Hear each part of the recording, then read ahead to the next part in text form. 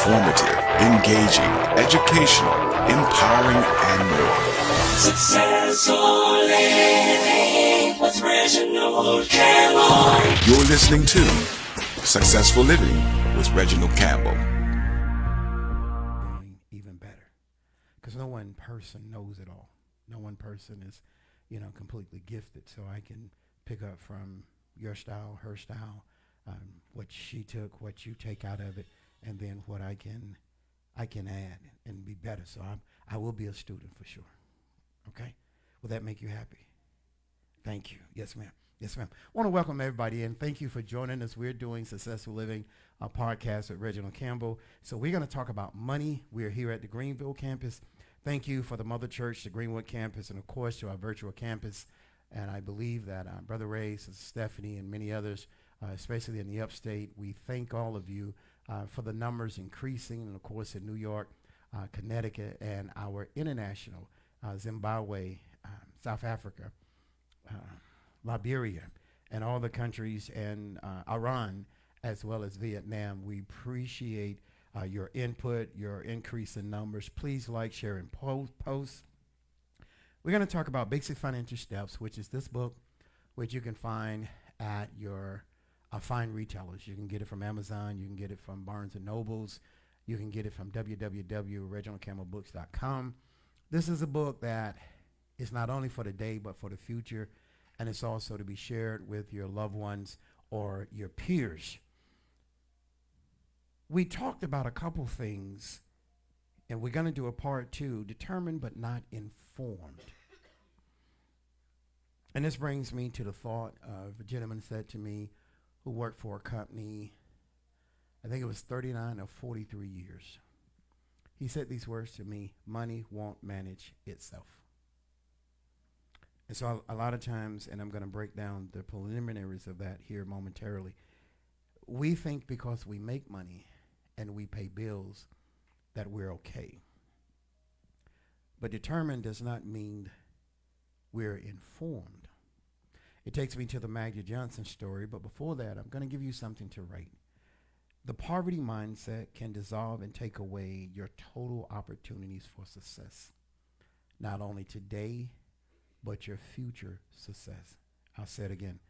The poverty mindset can dissolve.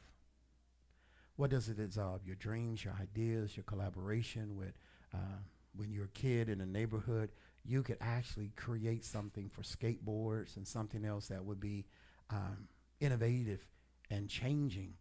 But because of the culture that you live in, or your environment that surrounds you, or your schooling, you can let innovative ideas die. So I say this: the poverty mindset can dissolve and take away your total opportunities for success. And so when I use the term environment, it is like you can go to church, you can go to work, and the people that work with you in some form, in some matter, are like-minded. And so if you have a 3% difference in you, and you say, I've been thinking about this, or there's a new company, or there's an opportunity to go to another department and be a lead person and then go to supervision training, people will talk you right out of an opportunity that could be the best move in your life. And that could be because of ignorance. It can be because of lack of information. It could be because of fear. And it can be because of intimidation. Because the average person does not want, they're competing with you when you're not even competing with anybody else. So here's what it says.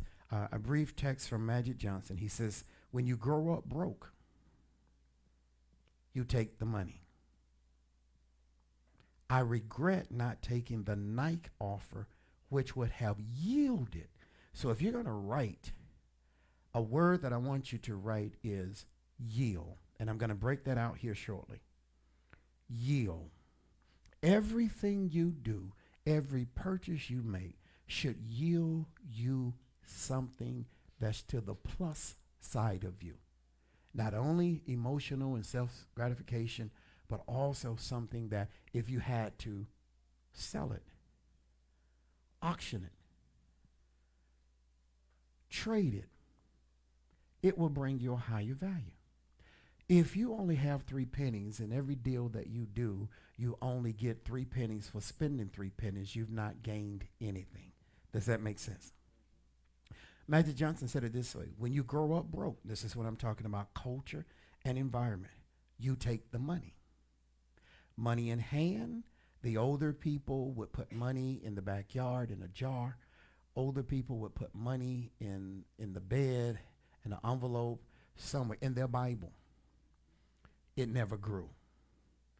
If it was $100 in 1955, it's $100 in 2023. So here's what happens. He says, when you grow up broke, so this is why you hear me talk about culture and environment, you take the money. Because everybody around him, I don't remember what his father's occupation was, but I don't think it was too high of an occupation. And so everybody is in the survival mode. And see, when you're in a survival mode, you don't realize how it changed your mind and the structure of your thinking and the structure of your creativity. So then you go from surviving to struggle, and go from struggle to day to day. And if I make it today, if I enjoy today, then I'm not worried about tomorrow because I'm full of today. So he says, I regret not taking the night offer, which would have yielded me $5.2 billion as of today when he released the story. See, we don't understand a lot of times investments. But many people are trying to invest and have never saved. And I've sat with about 15 different financial advisors and listened to their philosophy and listened to wealthy people talking about they never save. Here's the problem. They can recover greater than you. Savings give you some sort of backbone. And once you get a certain accrue, then you go into high yield savings. If you don't save, and here's the thing that I was taught when investing, and they asked me literally, do you have any savings? And I said no. Then they said you can't invest. Do anybody know why? As your investments, when they chart it out, it's a 3, a 5, a 7, a 10, or a 15-year investment. That money is never to be touched until the end of its maturity. If you don't have a saving, come on, this is why y'all need mics. If you don't have the saving, then you don't have the discipline. And if you don't have the discipline, as soon as you have some sort of situation, emergency, parents, you're going to quit investing monthly. Am I right? Yes. You're going to quit investing, and immediately it's going to be a very hard corner to turn to start back. Had we had a savings, I try to tell people have a savings, have a slush fund, have a discretionary income fund, and you can ask me what these are, and emergency fund, along with a savings. This is before you ever invest. And you will build up enough that when you have issues, you don't have to touch your paycheck. And so the concept is, well, I got to put $1,000 in this. You don't have to put $1,000 in everything. You can put $5 here a week, $5 here every 2 weeks, $7 here every 3 weeks, $15 here once a month, and allow it to grow. The process teaches discipline. Does this make sense? No one's coming to get us out of the situation. So he said, I would have yielded today. And when I look at this concept, he is part owner of the Washington Commanders. And if I am not mistaken, I don't know what the final number was, but the projected number that he was going to pay $240 to $280 million. Listen to this. For 3% ownership. And those that wanted, like, I think it was 10 or 15%, they had to pay like $780 million. The total sale of the Commanders, 6.05 billion. He could have been the principal owner just from the yield of the Nike stock. Does this make sense? There is an opportunity for no matter where you are and who you are, that you at some point will have total ownership of everything you possess. And now you become a real player in the game. So he took the money, and someone said on Sunday that he told Charles Barkley, don't take the money, take the stock, because it yields. But if you need everything right now, and that's the situation, most people try to take everything and solve all of their issues right now. So I don't have any problems. Let me share something with you. It's okay to have problems. It's not okay not to know how to address them. Does this make sense? We all gonna have problems. So we're like, well, let me pay for this and I won't have this problem. Let me pay for this and I won't have this problem. Well, then you won't have anything to build anything, to establish anything, for longevity of anything. So it's okay. We are gonna have problems, but we address them as they appear, not just to get rid of them to go away. Does that make sense? So, but what he did is he shared with others that they wouldn't make the same mistake. As you develop, will you share with other people? This is why I say about this class, like, share, and post. This is what I want to say to get in the grid of this, that talks about determined but not informed, part 2. Today's money will not take care of tomorrow's issues. When your parents were around, they had a thing called double-digit interest. And depending upon your ethnicity, you could pay 12%. And depending on your ethnicity, you would pay 39%. The same interest for a very, very small house. And I grew up in trying to figure out, why did my parents have a very small home and my friends' parents had 2,000, 3,000 square foot homes, and my parents probably had a 900 square foot home. And so when I talked to my great late Mr. Buddy, my shoe shine guy, he said when we were applying for homes, it was 39% interest because they already deemed us high risk, which means the situation that you're going to face and how people are going to treat you, they know it already. But it's when it's one of them, well, he's going to be able to pay. It's just like a couple companies and main companies in Greenville. Well, he works for this company, she works for that company. They're okay. Their company is going to be there. So, but here's the thing nobody looks at. Most of these people that work at what they consider these high producing companies are the number one in the state for bankruptcy. They go and get too much.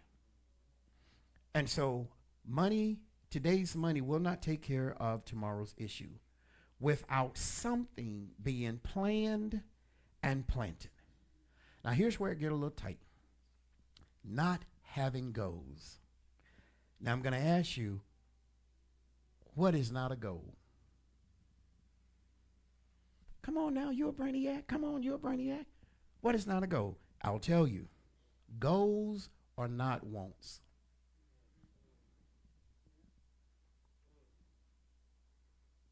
Every young kid gets angry with their parent because they want something, because it's hot, they have not seen it, it is popular, it is on social media.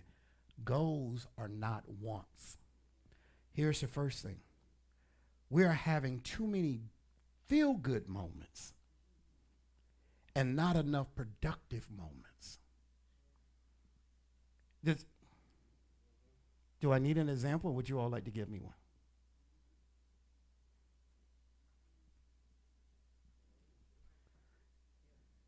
Okay, you can cook at home and go to the grocery store and spend $30. But because you want to be in your friends and you're in your zen, you're going to go downtown and spend $135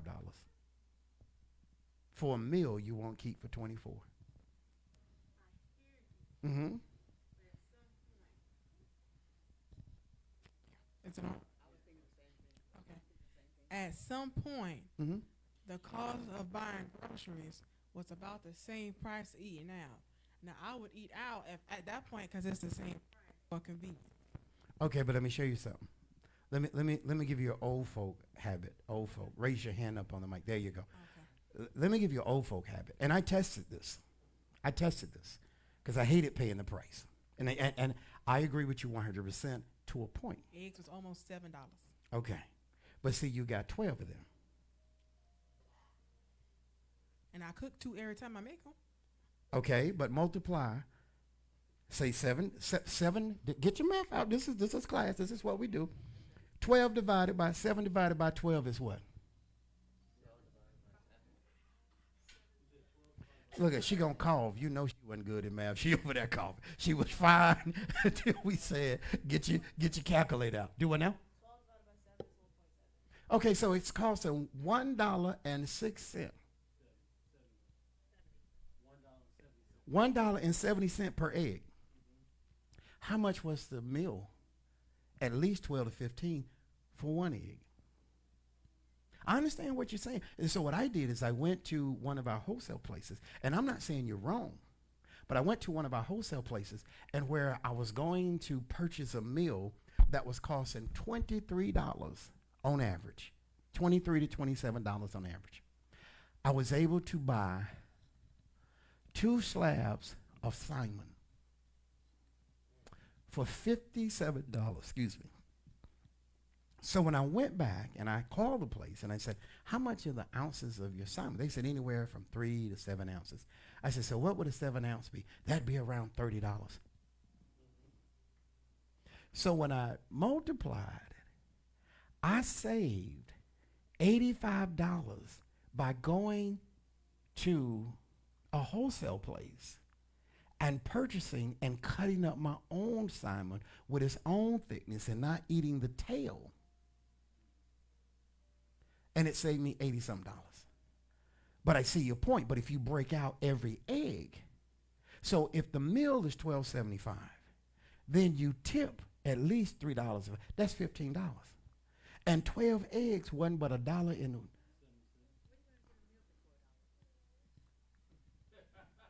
I could get a meal for $12. You all may not get a meal for $12. Okay, so how much does the average meal cost? Okay, 25. So you're paying 25. So let's do the math. 7 times 35 is what? What you up here telling her? Y'all the same age. What you up here just? He just. She. Okay. So 245. You could have bought groceries for the whole month. But I feel like if you buying groceries. Okay, so you can, okay, but no, let me show you how your mind is working. You're saying, oh, that's for one person. But if you go out, you tell me you're not paying more than $35 per person per meal. Okay, so then what's the problem with going home and cooking and getting some vegetables? Let me tell you this, because I like Joe Salmon example, but I have some opposite. So I wasn't here last Sunday because we was in Atlanta seeing Beyonce, and we went to Papa Do's. Look at Beyonce this. Okay. So you know that they skip church to go see Beyonce. You tell Beyonce I want the tithes. I want the tithes off of her because Taylor Swift made $1 billion for her touring. Technically, my concert was on Friday. We just made it a weekend trip. Oh, okay. So let me say what the old folks say. She could have been back on Sunday morning. No, With her church tambourine talking about in the name of Jesus. Go ahead. I wasn't gonna make it, but we went to Papa Do's and we got crab and spinach dip. I think it was maybe $20. I wanted to make it, so I bought the stuff for it last night, and the stuff was on sale, granted, but I spent $30. You see what I'm saying? But here's the point: your portion was greater than theirs.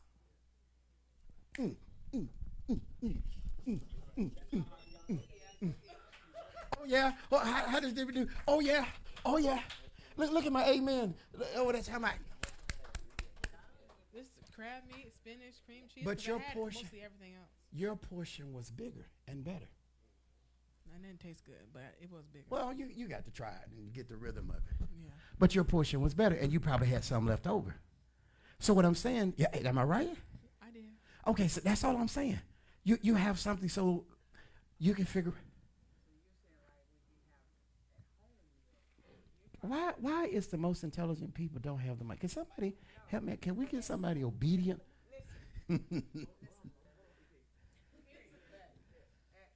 Meal at home, what your point is this, I'm thinking, is that when you buy the salmon for $25, you can have 5 meals out of it, 4.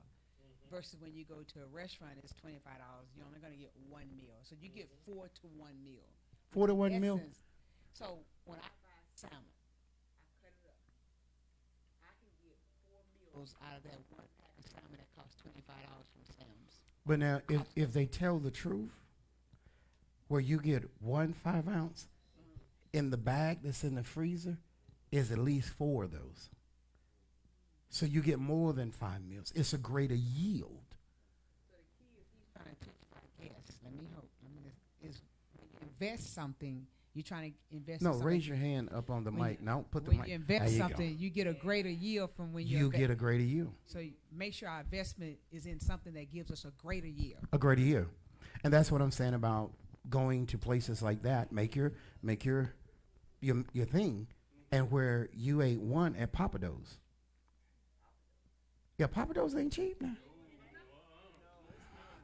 That's where the bougie people be at. No, my friend aunt said she wanted to take us out. So when somebody said they want to take you out, that means they gonna pay. She did not pay. She didn't pay it. No. I tell you, every man for himself at Papa Do's. Yeah, but no, and see, this is the whole point of what I'm trying to share is I don't mind questions because I don't have all the answers.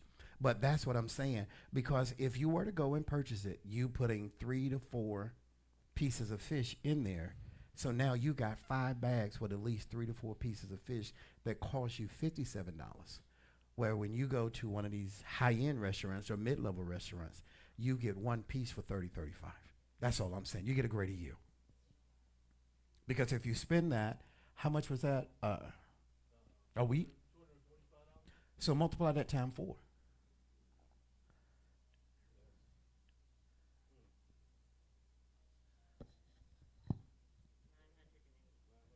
Now I'm gonna tell you something, and it's gonna insult some people.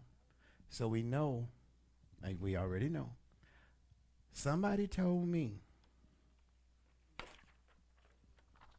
you know it, that if you people, yeah, would not go out once a month, you could at least save $400 if you people Go out as in what? and eat. Because what he was saying was you take your family out. But then all the other things like health insurance and dental insurance and vision insurance, you could have paid for those, but you went out and fed your family. Now you want more money, but you don't have better behavior. And so he said to me, he was a financial advisor. He said, if you people would just quit eating on one Sunday and quit taking all your 5 to 7 family members out, you'd have at least $400 to $500 extra a month. So just say $500 times 5. And the average person right now doesn't have $400 in their checking account that's theirs. Either or. Hmm? But see, at least you're going to get it paid. 2 points for you. So hopefully when you move, yours is a little less expensive. No, It went up. I did. Gone bougie. At Papa Do's and got higher rent. Everybody clap. And then go see Beyonce. I bought my ticket in February and it was on Afterpay. Well, oh, okay. So you can budget it. Yeah. Thumbs up. But see, this is why I'm saying, this is why I like class. We're almost there. And so when we talk about we're having too many feel-good moments and not enough productive moments, emotional moments with no planning and no processing. See, we have to process things. Number 3, we're not spending, and this is what I'm going to close with. And I'm saying this to everybody, and everybody that's a part of the virtual campus, I hope you have enjoyed it, and to our international campus. We're not spending enough time or any time on your God-given gifts. Every one of you have a dream. Every one of you have some level of creativity in you. Society, entertainment, and socialism has us focused on everything except for developing what's our God-given gift. It can be music. We have a gentleman here in Greenville that has written for major people, Nelly, quite a few people that have beats and stuff out there, Little John, and he's got all kind of platinums, but he didn't do his contract right. See, if they get residual, you need to get residual. Instead of that's what Magic is saying, instead of a one-time hit. See, some people want to pay you all your money up front. And then here's the secret, and I'm going to let you go. Some people want to keep you so busy, so when you get home, you're so exhausted that you don't dream. You don't dream. You don't think. You're so frustrated with today, and you're so frustrated with tomorrow coming. You're so frustrated with the people in the house. You're so frustrated that there is no room for God to drop any ideas in your mind. Because you have to work your talent into a skill. And then you have to take that skill and you have to polish that skill. Then you have to master that skill. Now you can produce that skill. Does that make sense? See, when it's in rough, raw form, it's not pretty to anybody. A bunch of blocks laying around, a bunch of pieces that you don't know where they're going to go, a bunch of pictures that don't tell a story, and you're not spending enough time. Because I will promise you this, if you will take this here today and a part of the virtual campus, if you take the next 30 days, either you know or you have some idea what's your God-given gift. If you just work on it for 60 days, I promise you, you will think better, see better, and you will produce better. Because you're gifted. But society, stress, jobs, people, things have you so stressed that now you're not you. You're not you. And God said you're beautiful and wonderfully made. You are made in his image. And each one of you, he dropped a level of creativity in you that's like no other. I want you to listen as we find ourselves. God bless you. I'll see you soon.